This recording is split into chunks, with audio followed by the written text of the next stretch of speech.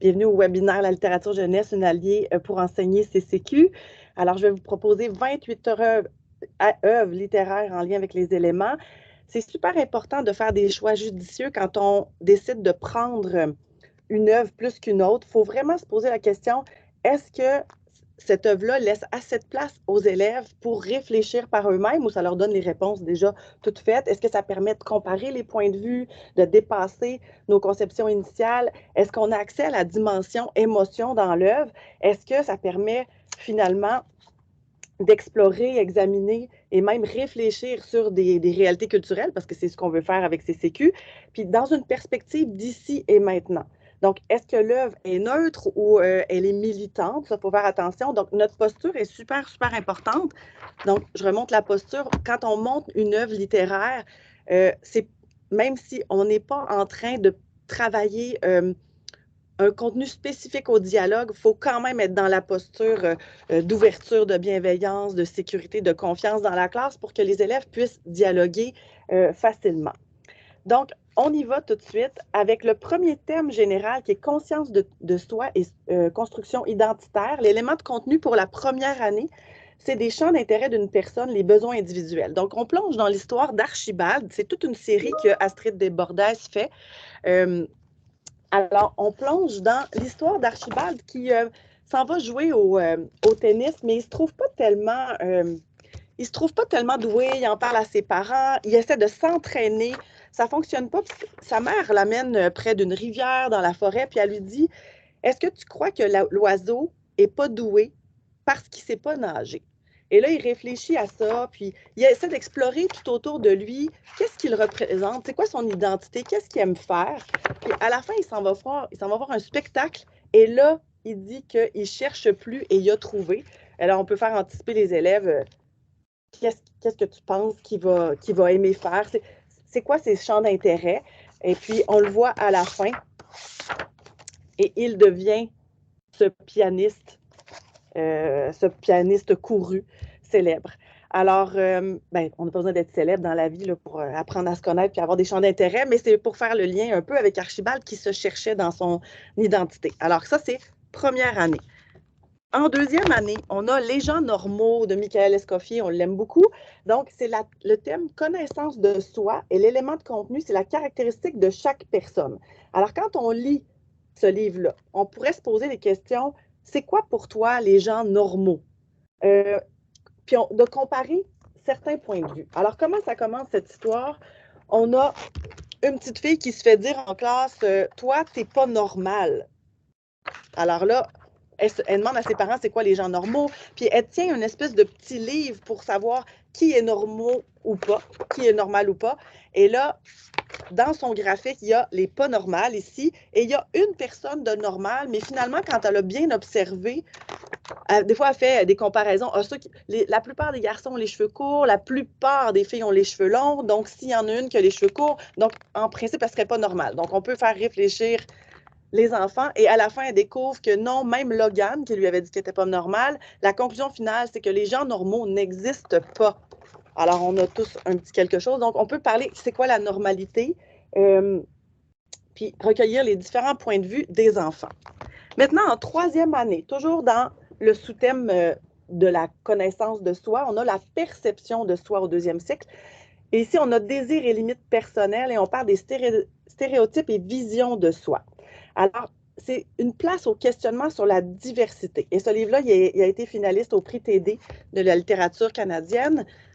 Alors, quand on va ici à l'intérieur, on découvre que notre personnage ici, Gloria, elle aime rire, elle aime danser, elle aime son corps, mais elle s'est fait dire que son corps, il n'était pas normal, il était différent, que finalement, c'est quelqu'un, je trouve ça très drôle cette page-là, Rodrigue, un garçon avec des sourcils noirs en forme de serpent qui monte une colline, m'a dit que j'étais grosse et tout le monde a ri.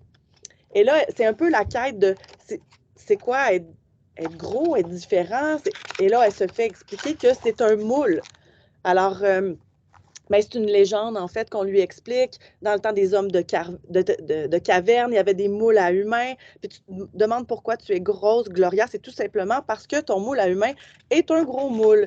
Alors, ça va directement au fond des choses et Et toi, quel moule est le tien? On peut faire réfléchir les élèves sur comment ils se perçoivent.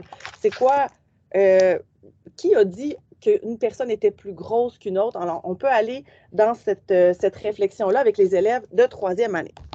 En quatrième année, toujours dans le thème de perception de soi, on a forces et défis de chaque personne.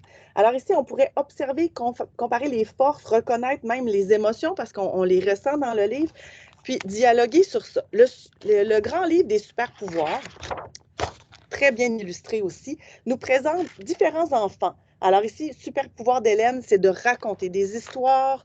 On a les super pouvoirs ici, c'est l'humour. Je dirais même c'est l'optimisme, parce qu'il pleut, elle est assise, ça la fait rire. On a les super pouvoirs de la curiosité aussi. Super pouvoir de l'agilité. J'imagine qu'on imagine déjà des élèves qui font les petits singes un peu partout. Le super pouvoir de l'aura, c'est l'adaptation. Et à la fin, on dit, voici la liste des super pouvoirs apparus dans le livre. Quel est le tien? Alors, on peut travailler avec les élèves leur estime, à savoir quelle est leur force. Souvent, les élèves, ça peut être facile de le dire pour un ami, mais pas pour eux. Donc, de trouver leur super pouvoir à eux. En cinquième année, dans le grand thème de la conscience de soi puis la construction identitaire, le sous-thème au troisième cycle, c'est l'identité. Donc, on peut aller travailler l'identité avec ce superbe livre de Mark Johnson, Rêveur. Le côté graphique est vraiment très fort. L'élément de contenu, ce serait les dimensions de l'identité. Donc, on travaille les valeurs personnelles, les valeurs collectives. C'est l'histoire d'un garçon qui s'en va dans la forêt avec son père. Et puis, il y a un questionnement à savoir, on dirait que moi, je ne suis pas comme les autres. Je sais reconnaître la force des autres, mais moi, je fais quoi? Je suis quoi? Puis son père lui dit que on est tous égaux, quels que soient nos goûts, nos aptitudes, mais en même temps, on est tous différents. Bon, déjà là, on peut déjà mêler des élèves avec ça, mais ça nous permet de réfléchir. Le père dit, tu sais, il y a des penseurs dans la vie, ceux qui réfléchissent à trouver des solutions à des problèmes, mais il y a des faiseurs aussi, ceux qui sont dans l'action. Donc, il explique, mais il ne se trouve toujours pas avec ça. Donc, il dit, tu vois, il y a 3 façons d'être au monde. On en porte tous un peu de ces 3-là. Puis lui, il se demande, mais il est quoi? Il est plutôt un rêveur. Il imagine des choses, il dessine. On peut présumer que c'était même l'auteur lui-même qui se décrivait là. Et à la fin, à la page de garde, on a tous les rêveurs connus, Rembrandt, Basquiat, qui ont forgé, marqué le monde. Pour la 6e année, toujours dans le thème de l'identité, on pourrait travailler un élément de contenu qui est les différentes affiliations, notamment au regard des normes genrées. Alors, ça a l'air de rien, ce livre-là, tourmaline, mais quand on voit David Cali, on peut se dire qu'il a trouvé une tournure assez funky dans le livre parce que c'est jamais plate, les livres de David Cali. En fait, quand on voit un chevalier, c'est l'histoire d'une princesse qui est dans sa tour. Déjà là, en partant, je me dis, oh mon Dieu, c'est cliché, mais vous allez voir, la princesse, on doit la délivrer. À chaque fois, il y a un chevalier qui essaie d'aller jusqu'au château, mais il y en a un finalement qui se perd dans le champ de blé. Il y en a un autre qui est pris dans les lianes. Un n'est pas capable de faire avancer son cheval. Un est très concentré sur les papillons. Donc, déjà là, on n'est pas dans un stéréotype de genre. On voit qu'il y a des chevaliers, bon, qui aiment la nature, donc il s'est laissé distraire par ça. Un qui est dans la boue, puis il n'aime pas ça, il ne veut pas salir son manteau. Mais il y en a un qui réussit à aller voir la princesse. Puis là, vous me le dites si vous ne voyez pas bien. Et surtout quand elle enlève son casque. Donc, on découvre que c'est une fille, la chevalière. Donc, oui, ça peut créer des réactions, mais est-ce que ça existe? Oui, ça fait partie d'une réalité culturelle, donc on peut partir de là. Alors, je vous rappelle que ça, c'est pour 6e année. Ça pourrait être exploité dans une autre année aussi, mais je pense que ça vient vraiment bien se coller aux éléments de contenu. Donc, ça, c'était la portion conscience de soi, puis construction identitaire. Il y a un livre qui pourrait aller pour toutes les années. Ça s'appelle Les gens sont beaux. C'est de Baptiste Beaulieu, qui est un médecin généraliste. Il est écrivain aussi. Et à la 4e de couverture, c'est écrit « Je vais te confier un secret. Un être humain, c'est une histoire. Et quand tu connais cette histoire, ça change tout. » C'est vraiment magnifique. Là-dedans, il explique un peu les personnes qu'il a croisées dans sa vie, de ne pas non plus s'arrêter dans nos biais de conscience à « Ah, déjà, j'ai une idée sur cette personne », de ne pas lui inventer une histoire, mais d'aller à la rencontre des gens pour connaître leur histoire, puis connaître pourquoi ils sont comme ça, autant dans les traces de leur corps ou dans leur perception du monde. C'est vraiment très intéressant. Alors, Baptiste Beaulieu. Dans la partie relations entre humains, je vous en présente 6 autres, un pour chaque année. Toutes les familles de mon village, parce que là, l'élément de contenu, c'est la relation dans la famille et à l'école, et on parle beaucoup de diversité de familles dans ce livre. Donc, il y a des belles pistes de dialogue. On peut adapter le contenu aux besoins. Il y a peut-être une page qui pourrait être un peu plus sensible, mais c'est à vous de l'adapter parce que c'est vous qui êtes le maître, le passeur culturel de tous ces livres-là. C'est vous qui connaissez votre groupe aussi. Donc, vous pouvez adapter de façon flexible des contenus à l'intérieur d'une même histoire. Donc, vous ciblez vous-même les progressions. Est-ce que vous voulez observer des réalités culturelles, comprendre des émotions, comparer, dialoguer? Alors, dans cette histoire, on dit que dans le village, il y a seulement 9 maisons. Et on explore les 9 maisons qui contiennent une famille différente. Donc ici, les 2 mamans. Ici, on a un papa qui, en fait, on dit, il était dans un corps dit de petite fille. Après quelques années, il a choisi de faire correspondre les formes de son corps aux courbes de son cœur. Il paraît que des gens se sont moqués, l'ont même critiqué, mais moi, je n'ai pas compris pourquoi ça les a gênés. Alors, c'est ici que vous pouvez adapter ou non si vous voulez vraiment parler de ce thème-là. Sinon, vous passez directement ici aux personnes qui n'ont pas d'enfants, mais qui sont une famille. C'est important de le nommer. Ici, plusieurs enfants de parents différents. Et on a ici, à la fin, à toi de jouer, chaque famille est unique et on demande à l'élève, on pose de belles pistes de questions pour observer dans l'entourage, pas juste sa famille à soi, mais observer autour de soi, ça fait partie de ça, culture et citoyenneté, d'observer et de comparer des points de vue, des réalités. Alors, c'était pour première année. Pour deuxième année, le sais-tu que tu ne dois pas tout savoir? Là, au départ, moi, je pensais que c'était un livre plus sur les mathématiques, je ne sais pas, je pensais qu'on allait se questionner sur les quantités, que ça allait être vraiment en lien disciplinaire avec ça, parce qu'il y avait aussi des chiffres ici. Mais ça dit, j'aimerais te dire que dans la vie, tu rencontreras plus de gentils que de méchants.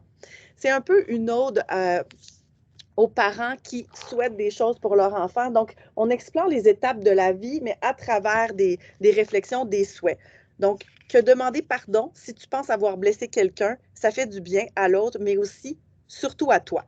Bon, je ne veux pas dire qu'il est moralisateur, mais on affirme plus. On laisse peut-être un peu moins de place à l'élève pour avoir sa propre opinion, mais on peut le tourner justement en retournant la question. Ici, que parfois, nous, les adultes, nous oublions que tu ne dois pas encore tout savoir. Il est alors important que tu nous dises de lâcher la pression. Ça, c'est une très belle piste pour poser la question, comment c'est dans ta famille? Comment tu te sens? Est-ce que c'est quoi tes limites aussi? Est-ce que des fois, tu joues le rôle de l'adulte dans le sens, est-ce que tu rappelles des grandes leçons aux adultes? Alors, tout le monde peut se tromper, les petits, les grands. Et voilà, à la fin, on a, tu n'as qu'une chose à retenir. J'aimerais que ce soit ceci, ta mission de vie, c'est de faire ce qui te rend heureux, tout simplement.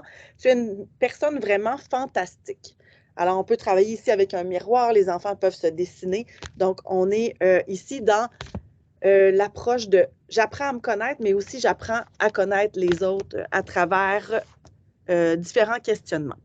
En troisième année, l'enfant papillon, c'est de Marc Jongsky. C'est sur les dynamiques de groupe, parce que vous allez voir qu'il y a des interactions avec d'autres enfants. C'est sur les différences et les points en commun entre les individus. Il y a beaucoup d'exclusion et d'inclusion dans ce livre. Alors, on a un enfant ici qui aime se déguiser en papillon. Il s'en va à l'école, mais ça ne se passe pas comme il pensait. On peut le voir ici. Il y a déjà des élèves, on le voit. Je vais enlever le petit onglet. Il y a une petite fille qui ne réagit pas de la même façon. On peut venir faire observer vraiment le nombre verbal des personnages pour observer les émotions. Donc, il retourne à la maison, là où il dit qu'il se sent le mieux. Donc, il s'extrait un peu du collectif parce qu'il ne se sent pas bien. Et on peut même parler de la famille là-dedans parce que dans cette histoire, il est seul avec papa. Puis papa, il dit, tiens, il veut trouver une solution. Puis on pourrait peut-être faire anticiper les élèves. Ça va être quoi la solution? Est-ce que ça va être de dire, tu ne mets plus ce costume-là ou je te change d'école? Et le papa trouve une solution. En fait, il lui fabrique un casque. Il n'a pas remisé les ailes. Puis là, il dit, tu es un enfant papillon. Donc, il y a vraiment cette acceptation-là de sa propre identité avec le casque. Bon, ça peut être presque une allégorie là, pour le protéger. Et il s'en va ici se laisser porter par le vent et où il y a encore de l'exclusion. C'est pas magique, l'intervention du papa, mais à la fin, je pense qu'il est capable d'être résilient puis de choisir les personnes avec qui il est bien. Alors, on peut poser la question, est-ce qu'on peut être ami avec tout le monde dans la vie? Est-ce qu'on doit mettre de côté qui on est vraiment? Alors, très beau livre pour parler de ça. Vous connaissez sûrement Boris Brind'Amour et la robe orange. En quatrième année, ce serait une bonne idée de l'exploiter pour parler des relations entre les humains, l'influence du groupe. Et dans l'élément de contenu d'éducation à la sexualité, on a normes et stéréotypes sexuels et de genre. Donc, dans ce livre, je trouve qu'il y a une grande place pour pouvoir observer, laisser une place aux élèves dans leur réflexion, pour pouvoir ressentir et comprendre aussi. On ne nous dit pas quoi penser. Donc, Boris est cet enfant qui aime donc mettre la robe orange parce que ça fait frou, frou, frou, mais c'est surtout parce que ça lui fait penser au tigre, au soleil et aux cheveux de sa maman qu'on rencontrait quelques pages avant ici. Alors, que va faire Boris? Il fait rire de lui. On lui dit qu'on ne veut pas s'asseoir avec lui parce que les garçons ne portent pas de robe. Donc, il faut créer un espace ouvert et sécuritaire dans notre classe pour pouvoir amorcer un dialogue. Et à la fin, qu'est-ce qui se passe? Là aussi, il y a une forme de résilience, acceptation, pas de tout le monde, mais il choisit avec qui il se sent bien, mais il choisit aussi de garder la robe. Puis, même s'il y en a qui lui disent les garçons ne portent pas de robe, lui, il décide de le garder jusqu'à la fin. Puis, on peut faire parler les élèves sur qu'est-ce qu'eux en pensent, est-ce qu'ils ont déjà vécu ça, est-ce que, ben, on n'est pas non plus dans l'éthique, est-ce que c'est mal, est-ce que c'est pas, est-ce que c'est bien, c'est plus d'observer une réalité culturelle, même si on ne l'a pas vécu, puis essayer de s'imaginer dans la peau de l'autre ou même à côté de l'autre. Je regarde l'heure, ça avance vite. Cinquième année, vous connaissez sûrement la série des Laurent Cardon, S'unir c'est. On a S'unir c'est s'accepter. Donc, pour parler de vie collective, c'est parfait. Ici, diversité sociale, culture partagée, expérience démocratique. Ça pourrait être tous les autres livres de Laurent Cardon aussi. S'unir, c'est se mélanger. S'unir, c'est se relayer. S'unir, c'est se réinventer.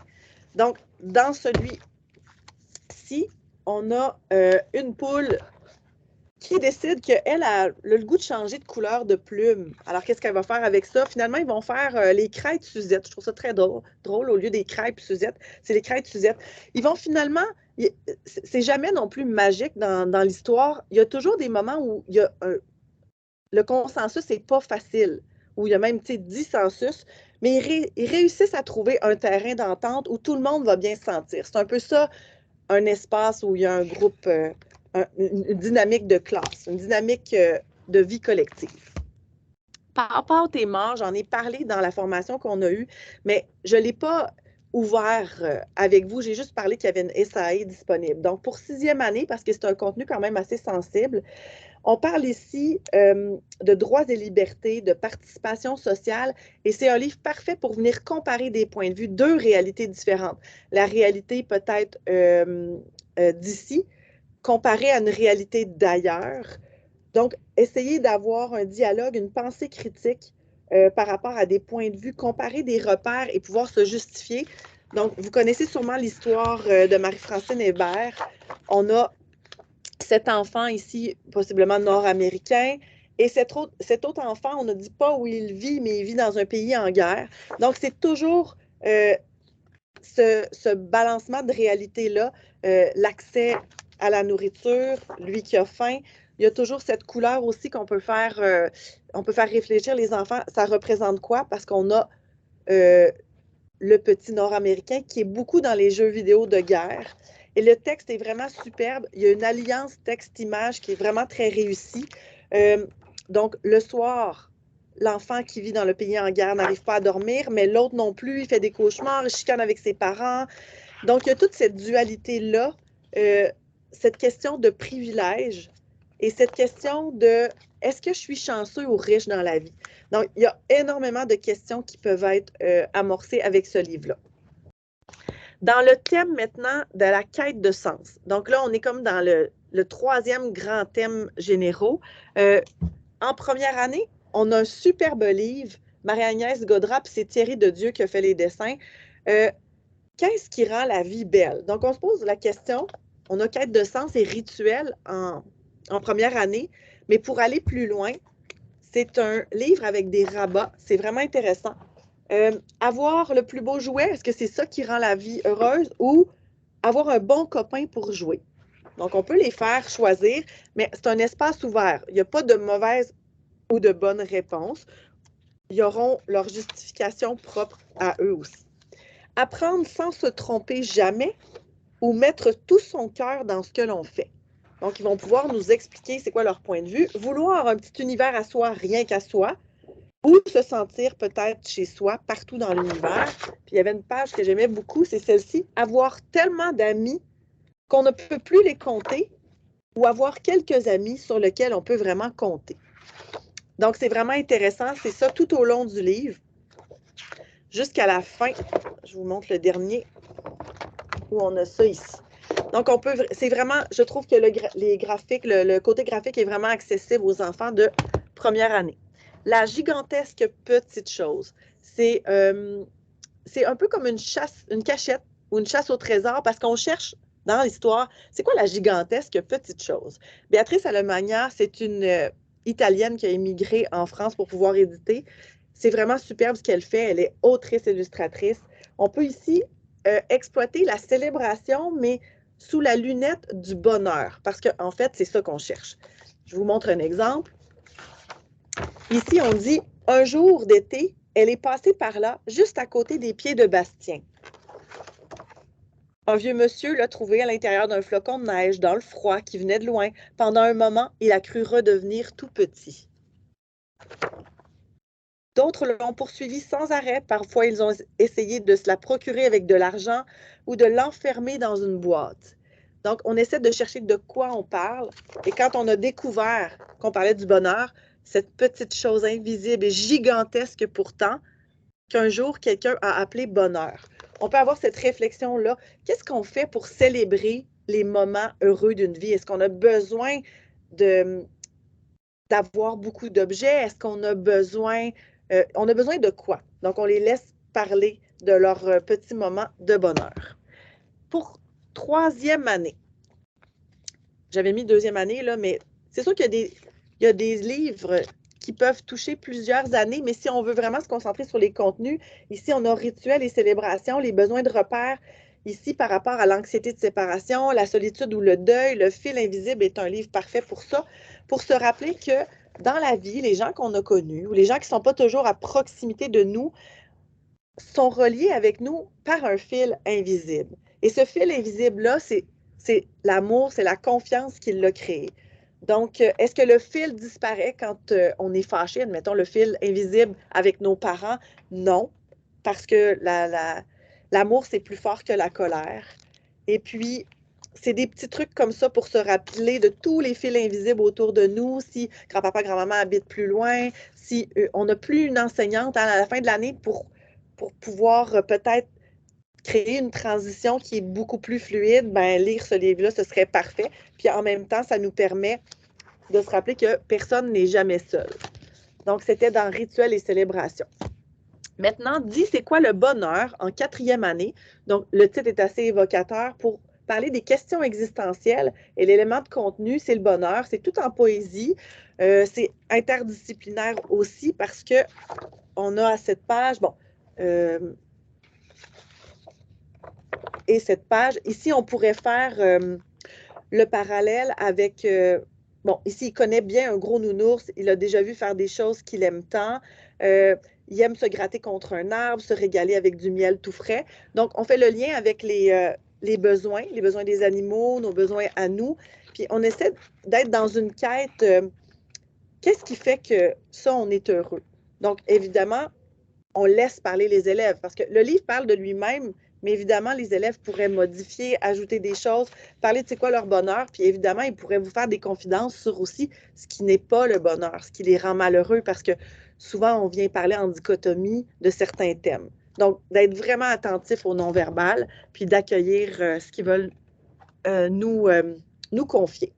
Maintenant, on a un roman en 5e année qui s'appelle Grandir de Gilles Thibault, qui est très connu dans la littérature jeunesse.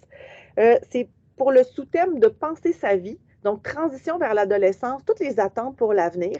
Alors, je vous lis la 4e de couverture. Quand on grandit trop vite, on a souvent mal aux jambes, aux bras et aussi à la tête parce qu'on se pose beaucoup de questions. De quoi aurais-je l'air plus tard? Qu'est-ce que je ferai comme travail? Est-ce que je deviendrai un tout petit professeur debout sur son bureau ou un coureur automobile trop grand pour entrer dans sa voiture?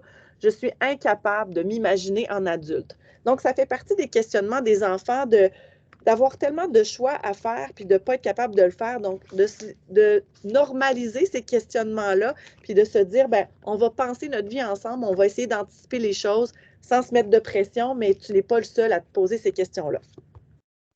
Maintenant, pour 6e année, très beau livre ici, illustré par Elise Hertz, qui s'appelle Ose.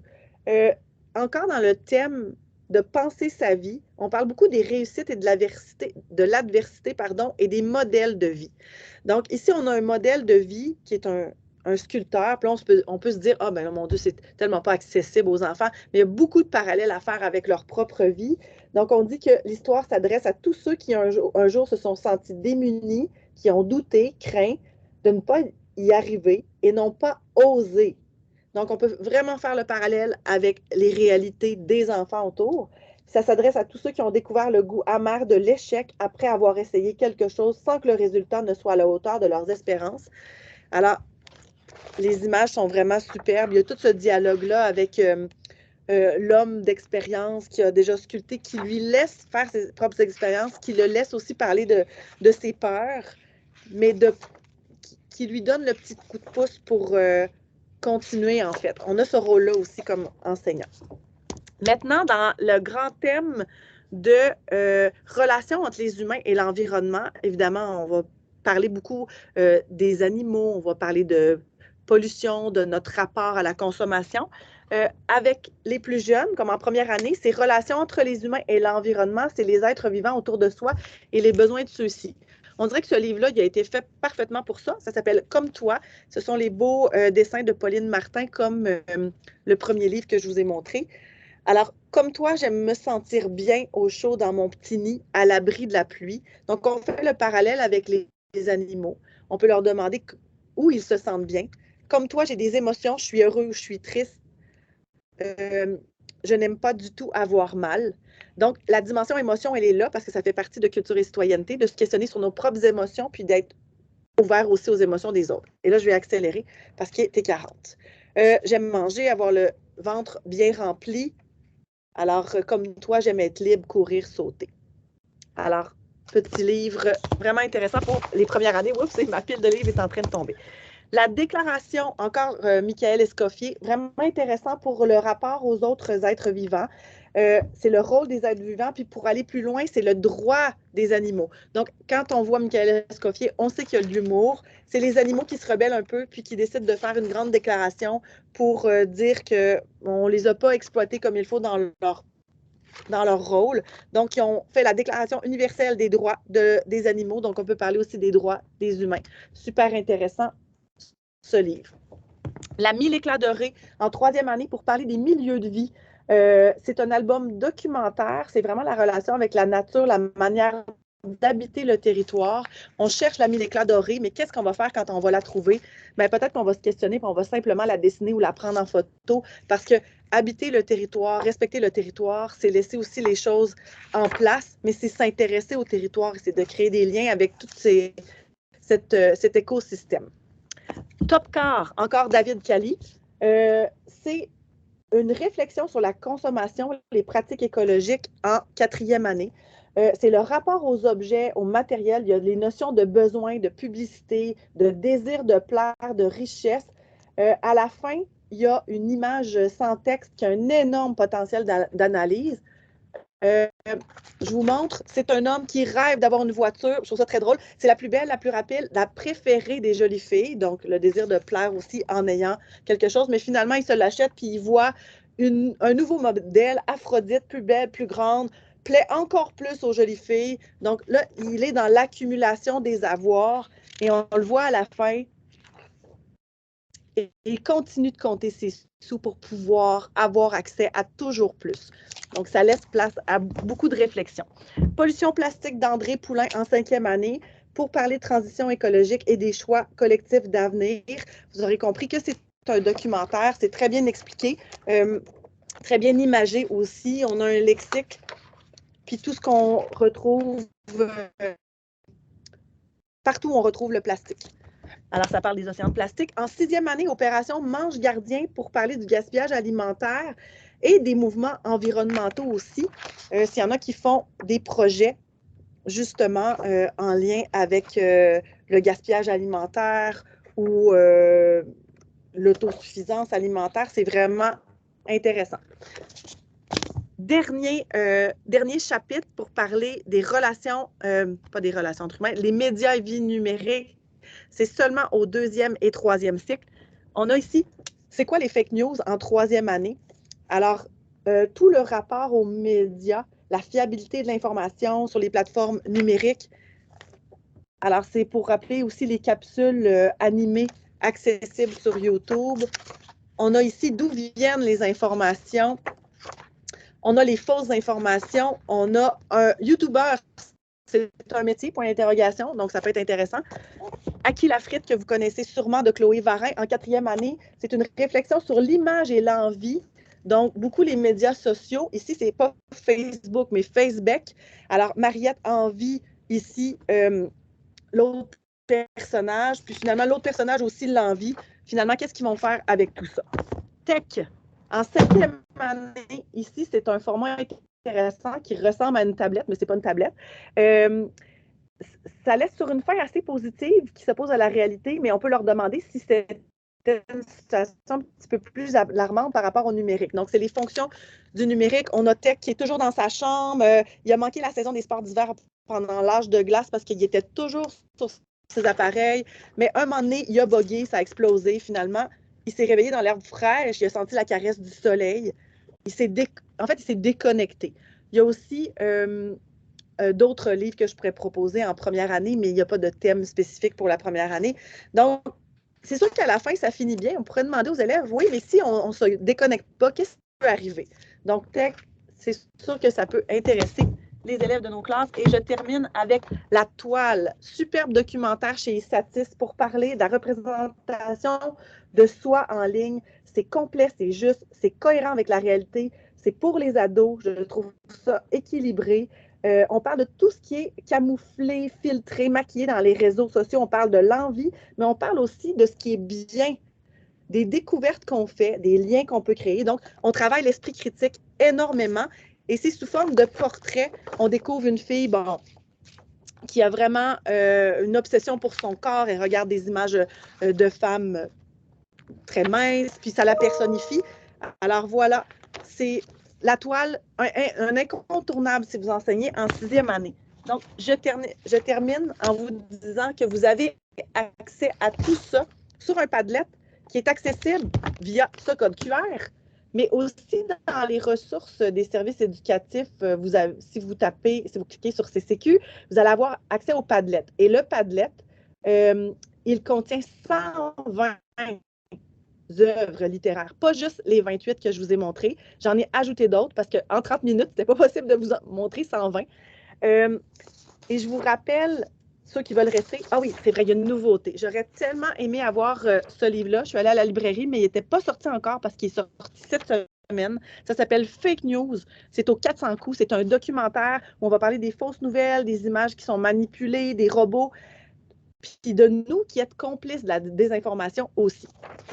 Alors, tout ça pour vous parler des œuvres qu'on pourrait rapatrier en 4 grande catégorie, c'est les dimensions culturelles des œuvres, les œuvres fenêtres qui nous permettent de s'ouvrir sur une réalité culturelle différente de la nôtre, les œuvres miroirs où là, on se retrouve dans l'histoire, les œuvres portes où on est en contact avec des thèmes résistants comme l'amitié, l'amour.